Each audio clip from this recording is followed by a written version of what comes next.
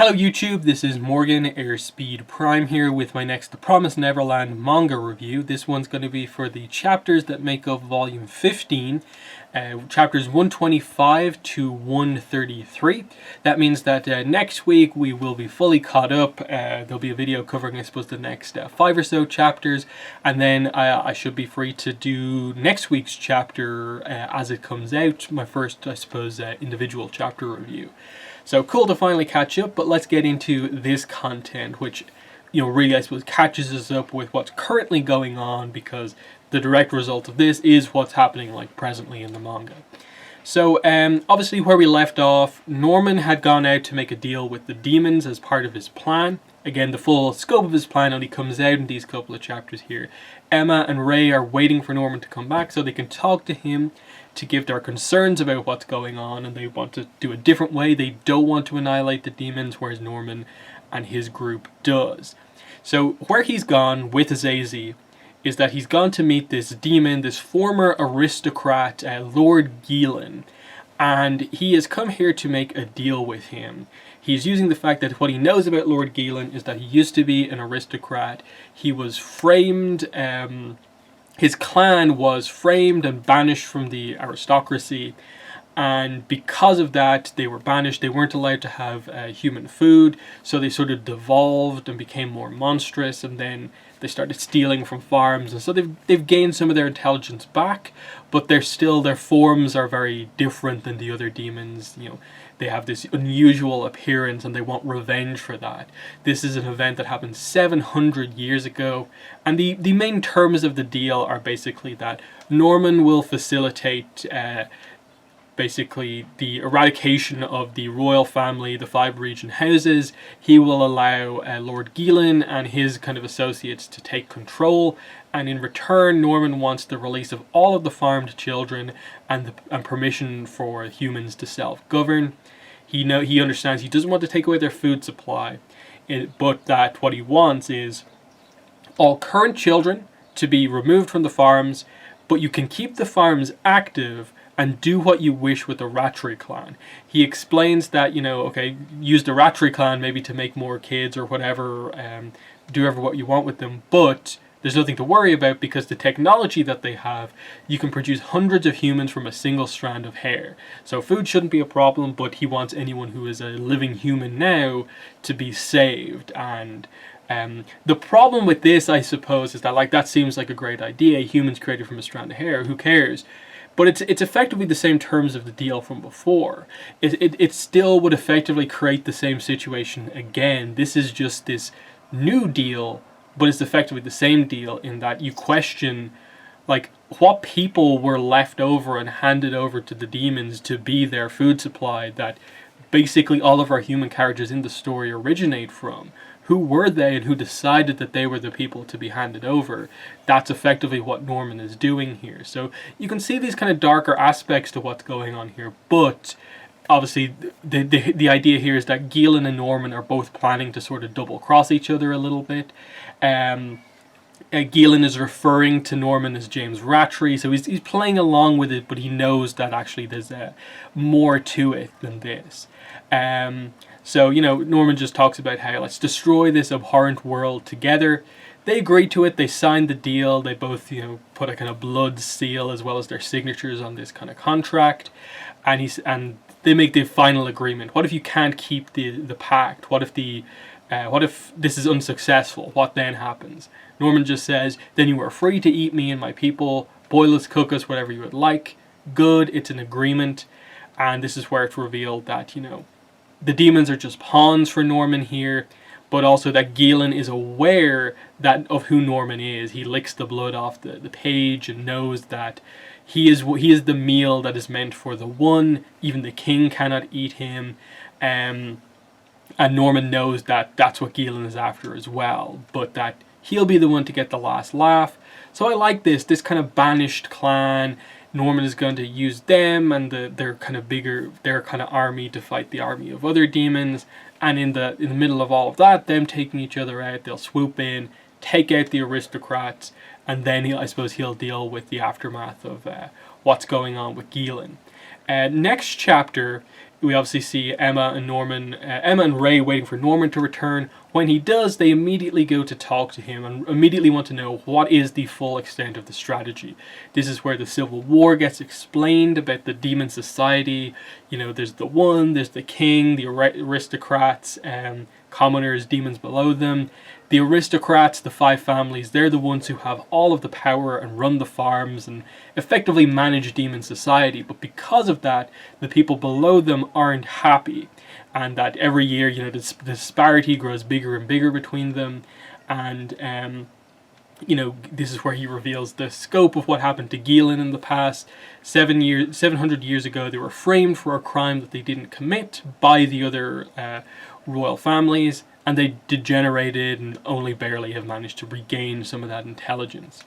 And that's kind of his overall plan, hoping that they'll end up destroying each other, and then that will mean that no human blood will be spilt, and that he won't lose this sort of war of deception. Also mentioned here, a little bit of a mystery, is in addition to their vindictiveness, they have another circumstance that means they can't come after us until they achieve the revenge. Now, the other circumstance, I believe that is referring to the idea that the stuff we'll get into here with Mujika and the blood, and I suppose being able to be a demon that maintains your intelligence regardless of if you eat or not. This is when immediately Emma brings up the idea of, did you know, Norman, that there are demons who aren't like that? There are demons that won't degenerate even if they don't eat humans, and they probably don't get affected by the new things that they eat. Your strategy will collapse if you don't account for this. Norman is shocked by this because he knows what they're talking about. She's like, wait, you saw her, you met her, you actually met her. I can't believe it. The clan of the evil-blooded girl is still alive, and the picture is of Mujika. Now, this is obviously the contradiction that was addressed at the end of the last volume. We're finally getting into it here. Immediately we start chapter 127 with a flashback approximately 700 years ago. We see some starving demons. They talk about how people close to them have already turned into savages, and they're about to kind of fade soon. Then these, I suppose, always intelligent demons arrive and say that everything will be okay now. Norman explains the sort of, in a way, like the myth, the history that he's heard about her. This demon has never eaten a human and is an extremely special individual that can maintain the form and intelligence of humans without eating them. Date of birth unknown, place of origin unknown. Her existence was confirmed on record 700 years ago, but after the promise, but before the system of farms was established. She was a savior that started appearing in starving towns, and she was able to give her power to others with just her blood. Only blood, 1 drop of blood, and they could maintain the same body, basically, as her. And so that's what's confirmed. Demons who drank Mujika's blood were able to become humanoid demons that don't have to eat humans. And they also then gain the ability to give their blood to other demons to do the exact same thing. So immediately they present this idea that this kind of solves the problem. Mujika, given that she's still out there, and Sanju, they can fix this world of if everyone got that blood, demons wouldn't need to eat humans anymore, and they could create a new promise then, and basically save humans and create the kind of, I suppose, full-on split that we sort of need between humans and spirits and demons. It's really, really cool. But then it's revealed by Norman here. She saved all these towns from famine and extinction. But then when the king and the aristocrats found out about it, they killed and ate everyone who had that blood. They found them all and ate them because they feared her power. And Norman is like, okay, so now I know she's actually still out there and alive. And they're probably still pursuing her. And so then it's revealed that, oh wait, so if that's the case, then Sanju was originally a demon who ate humans. He was changed into one of those by Mujika. And that also means that the royal family who ate all these people, they're also exceptions as well. So the king, the aristocrats, and so on, they actually are all like this as well. So the higher-ups don't actually need to eat humans, but they keep it so that everyone below them does need to do that so they can keep them in check. That's very, very interesting, and this is what Norman reveals. Gillen knows that, and for that reason too, he wants to kill the royal family and the 5 regency houses to eat them. And that's why I want to send Gillen against the king and his aristocrats to eradicate them all. And that was the other circumstance that was being talked about. So, yeah, these exceptions are the important bit here, and it won't affect the strategy whatsoever. There aren't that many in the royal family, and I'll take care of them directly. Not by taking away their food supply or waiting for them to degenerate. So, that's the plan. That's when, I suppose, Norman is planning to strike, I suppose, with his lieutenants and so on to make that happen. So, Emma is still kind of upset about, why would they do this? That would fix the problem. Why did the demons do this in the first place? They could have solved the problem. And this is when, I suppose, Ray explains it here. The king and the aristocrats were able to control the supply of human meat through the farms. They can deliberately create disparity by choosing who, when, and how much meat they provide. They can rule the world as they please. So for the king and the aristocrats, Mujika's power could only become a threat because farms would no longer be required. That's why they captured, killed, and kept the power for themselves. And furthermore, maybe they created the promise for their own gain to begin with, rather than stopping the conflict with humans because it's more convenient to have a society where they can manage and regulate human meat. And this is where Norman begins to reveal more of how he really feels about things right now. Everyone acts for their own self-interest.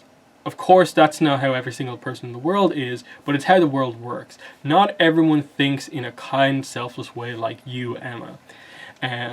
So Norman's like, I need to be cautious about Sanju and Mujika, and he says, we must find and kill them. And this is where it sort of snaps a little bit for Emma. She's been holding it in, but she kind of gets emotional here. She reveals her full thoughts on things here.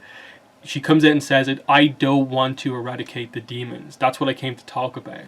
It's possible with Mujika's blood to do this. We just have to turn all of the demons into demons that don't need to eat humans. That will fix it. But Norman's like, it's no use, Emma. Even if there's a way, there's no need. If they want to eat us, they'll come for it. It's the same with Gillen, and humans are no different. And Norman says, if your favorite food tells you, don't eat me, can you say okay and refrain from eating it? Maybe you would be able to, but could you force your siblings to do the same? Do you think all of the demons would feel empathy towards us and suppress their appetite? To us, mere food.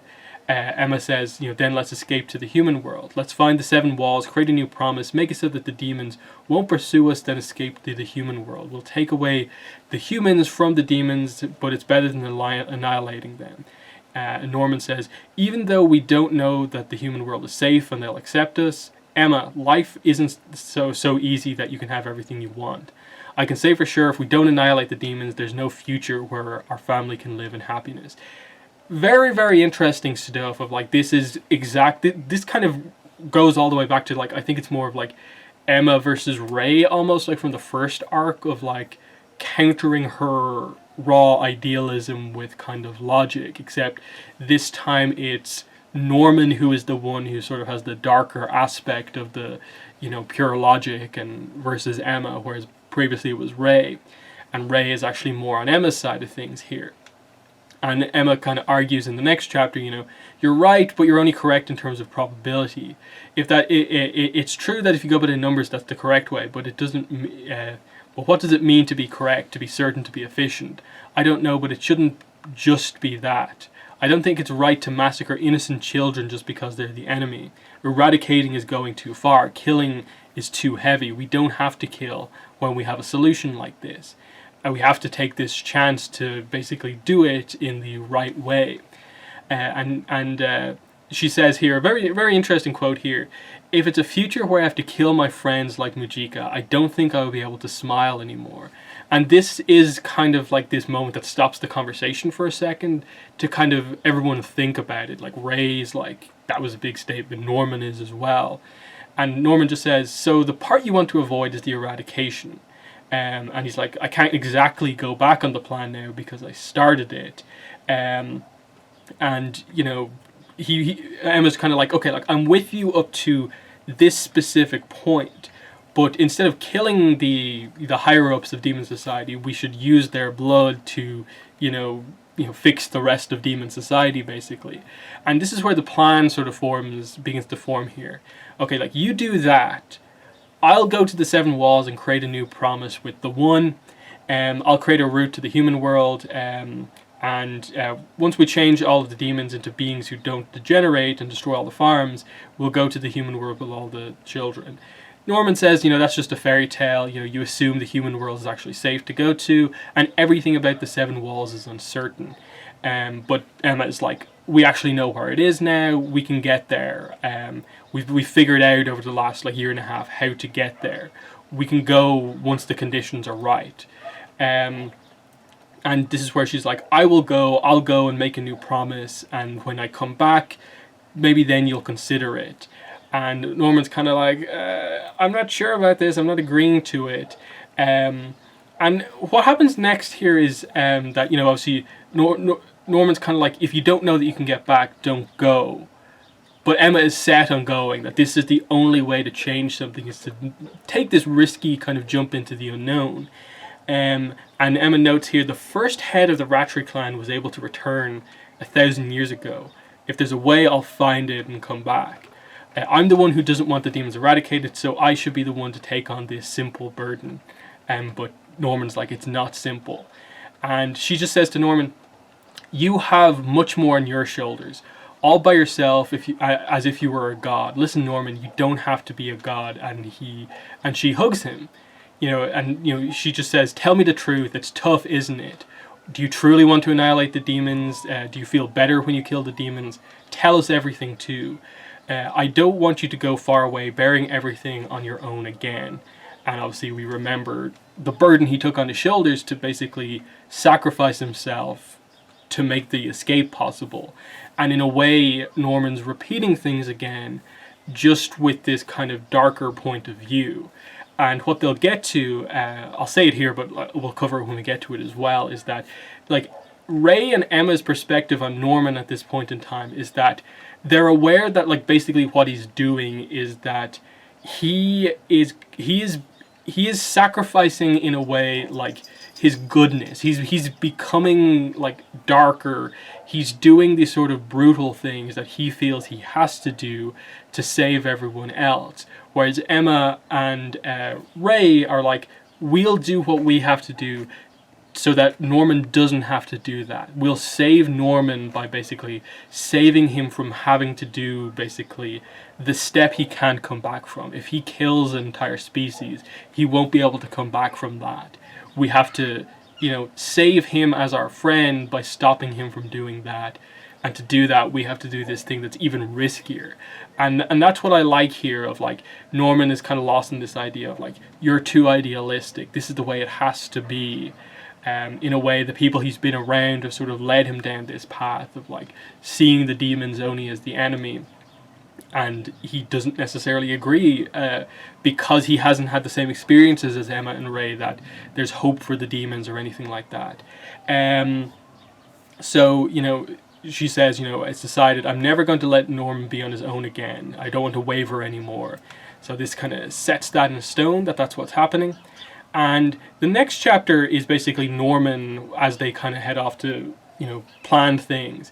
It's Norman, speaking to his lieutenants and so on, like Zazie and stuff like that. They're down in this facility where there's this giant demon they've clearly been experimenting on. And he reveals to them what Norman and Emma said to him. So effectively, they all now dislike, kind of in a way, Emma and Norman because, they're sympathetic towards the demons, whereas this group, effectively it's the duality of Norman's two different groups. One is the idealistic, Emma and Ray, who kind of want to help the demons and don't want to sacrifice them. The other group is obviously his sort of Lambda friends, his Lambda family, and they all hate demons because of the experimentation and how close to the top they were and everything that they saw. And Norman is kind of more on their side than Emma and Ray's side, and you see what, I suppose Emma and Ray are trying to kind of protect, to try and shift Norman back onto the right path and away from this, because this chapter also reveals that effectively the reason Norman knows so much about demons and how they work is because when he went to all these farms, the demons didn't even know this stuff about themselves. So he experimented on them. Like Norman, effectively, it's stated here, I think, you know, came up with all these ideas for experiments to find this stuff out about them. And at the end of this chapter, he basically says that in order to make it so that to save everyone, I will gladly become a god or a devil, Emma. And this is what they're trying to stop. Norman is willing to sacrifice himself to save everyone, but Emma and Ray don't want him to sacrifice himself to save everyone, because then he won't be himself anymore. In chapter 130, what we get here is Emma and Ray, I suppose, revealing to the others. It's mainly Emma, and then Ray just at the end says, I'm going with her. She reveals, I'm going to the Seven Walls. I don't want to eradicate the demons. And everyone else is kind of like, what? Like, we all agree with it. And what really hits them is that when she says, it'd be different if there were only bad demons, but there are demons who live normally in the towns, children and babies. Just how much fear and hate are we going to create? With the visuals that they're showing being that, like, the kid demons being eaten by, like, almost like their parents turned savage, that, you know, you have to look at the demons as being another species. We've encountered some of the, like, terrible ones, but they are just another group of beings, sentient beings who live like us. You know, if possible, I don't want to kill them, and I don't want anyone else to kill them either. And they have to, you know, they also don't want to kill Sanju and Mujika. And that's what they're going to the Seven Walls to see. And you get other characters kind of talking about it. You get Sandy and Sonia, I think it is, you know, reflecting on, like, you know, they obviously got pretty badly injured by the two twin demons, like, back in that arc, but they also saw this sort of emotion from him when the other one was killed. You see Jillian kind of, you know, double down on the fact that, like, I care about everyone here more than the demons, and I would if I had to, even if they're kids. And, you know, you can tell there's a lot of kind of raw emotions going around here. You're not really meant to judge everyone here. Gilda says to Emma, you were almost killed by the demons recently. But Dawn is actually the one to be like, this is who Emma is. No, it's fine. You have to do this. You know, it's a choice we won't regret, even if it's risky. And the freedom, effectively, is what we're trying to get out of this. And she said, and Emma comes out and says it, I don't want Norman to kill himself anymore. He's trying to do the same thing again. It's not like he's throwing his life away or ending it, but he's killing his heart for us again, bearing everything to finish this. And Emma and Ray won't go along with it this time. And so, you know, and she's kind of saying, you know, at that point, when we let Norman go, the escape wasn't actually a true success because we had to sacrifice someone. Everyone didn't get out. And this is kind of Emma's way of kind of being like, okay, Norman's back again. Now we have to sort of save him from the path that him being on his own, you know, let him go down on. So then we get the setup for them leaving for the Seven Walls and the ritual that is to happen. So the setup that we have here is that, okay, it involves this kind of special water that like you can't really touch. It involves the moon being out, it involves the Vita plant and their blood. And what they do here is, let me get back to the start of this chapter, is, you know, they talk about, like, the paintings on all the walls explains it, how to do it. Just follow what it says. You know, golden water, the moon, the Vita plant, they pour their blood into it as well. They put the plants in there as well, and what happens is that the plant, of course, you know, blooms like it does if you put it in the body of something that was dead, that was explained to us all those volumes ago. But this time it sort of blooms just based off their blood, and then when they touch the plants in the water, they just disappear. So in front of everyone else, Emma and Ray just flat out disappear, and all that's left is the bottle of the special water, bit of blood, and then the two bloomed plants. And then Emma and Ray suddenly appear in this kind of crazy place in front of this giant door, effectively. And it's one door, you know, it says, hereafter, once you enter, you cannot return. If you wish to return, open this door from the other side to go back. Welcome to the entrance. Beyond this door is the one. and they talk about how much of a trouble, struggle it's going to be, but they head through anyway. Towards the end of this chapter, we also get introduced to the imperial capital of the demons, and I suppose the 5 leaders of the clans, and we also get introduced to the queen actually, but we haven't seen the king yet. We get Regent House Lord Doza, Regent House Lord Bayon, the current one, who is the son of the previous Lord Bayon, Regent House Lord Pupo, Regent House Lord Noom, and Regent House Duke Yverk, and Queen Legravalima.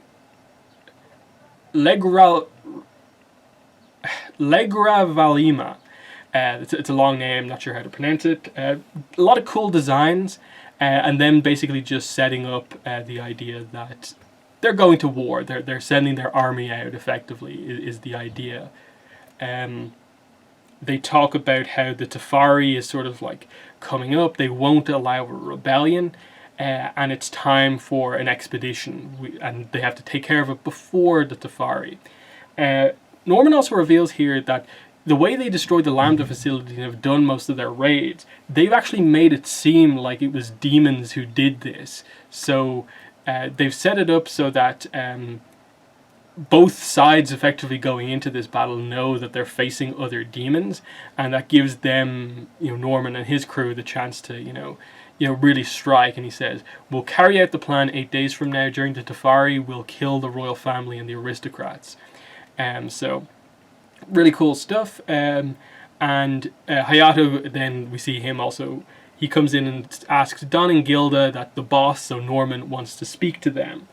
And we just get Emma and Ray. Obviously, they go through the door, and what they find is that they find themselves in front of Ray's house, just like in the middle of nowhere. There's the house, and the last chapter of this volume, and this is where we get into the next couple of chapters. It's really kind of crazy stuff, and it's kind of hard to like interpret exactly what's going on, because it's meant to just be this sort of madness. They've just been effectively teleported somewhere, so there's a lot of weird stuff going on. But they're at the house. They go inside. This eyeball speaks to them and says, "Let's play."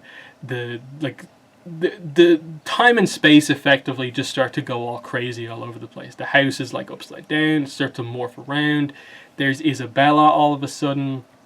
Then they turn into skeletons. Suddenly Ray's a kid again. Suddenly Emma's a kid again, and they see them both as kids, but then Ray is back to being his normal age. And the whole idea is, the voice that's speaking to them, "Then we can play, let's play. I came for the entrance this time. We want to make a new promise. What is this place? Where are you right now?" And the answer is, "I've always been at that place, past the 7 walls, past the 7 walls. Try and find me. The 7 walls are inside here." As they find a hatch that goes down, there's a ladder. Emma and Ray are looking down it, and that's where we're going to progress. So, Emma and Ray are on this wild journey with the 7 walls and whatever's going on there. Don and Gilda have been called by Norman for some reason, but that he's going ahead with his plan even without them. And so it's this time scale of, in the next 8 days, can Ray and Emma create the promise and fix all of this stuff, so by the time they get back, they can stop Norman from executing, I suppose, what he can't come back from, which is effectively destroying an entire species. So they're the chapters for this volume. I think the main thing of this one is, I really like how well written effectively the argument or discussion between Norman and Emma was done, of the idealism versus, I suppose, Norman's sense of this is how it has to be because the world is, cruel and realistic. And that's kind of been like this theme since the very beginning. Emma, as the main character, is idealistic, almost to a fault, but is able to make it happen because, she cares about people and can bring people on her side, even people you might not expect. And Norman used to sort of side with Emma on all of this stuff, but now, because of everything he's been through without his friends, without his family, he's sort of changed and has taken this approach of, I'll do anything that I need to do. I'll take the dark path so that no one else has to, and I'll sacrifice myself. It's effectively the idea of like Norman kind of almost like becoming a demon to save everyone else. But if he goes too far, he won't be able to come back, and then they will have truly lost Norman in all of this. Whereas Emma and Ray are doing what they're doing, taking the risk of potentially not even be able to return from wherever they've gone here, all to save Norman from having to be the god, the devil, to go down that dark path. I really like that dynamic of the three main characters, two on one side, one on the opposite side, but that the issue of how to handle this has sort of split everyone, in that a lot of the kids, a lot of the people who would usually side with Emma, actually agree with a large part of the idea of eliminating the demons. You saw that was a controversial topic, and not everyone can get completely on board with Emma being this idealistic about it, and this, like, I empathize with the demons just as much as human style thing. And I think that's a realistic approach. You don't expect every character to just agree 100% with Emma, and this is why I suppose it is only like effectively the three main characters in complete play here. Emma and Ray going on this really hardcore mission, Norman on one side, and the others are just kind of split somewhere in the middle of, they know more, they understand, I suppose, the Ray and Emma side of things a little bit more, but everything Norman is saying is going to solve their problems in a more kind of realistic way. So really, really good stuff. But that's my thoughts on this volume. In the comments, let me know what your thoughts are. But that's been the video. Thanks for watching, and bye.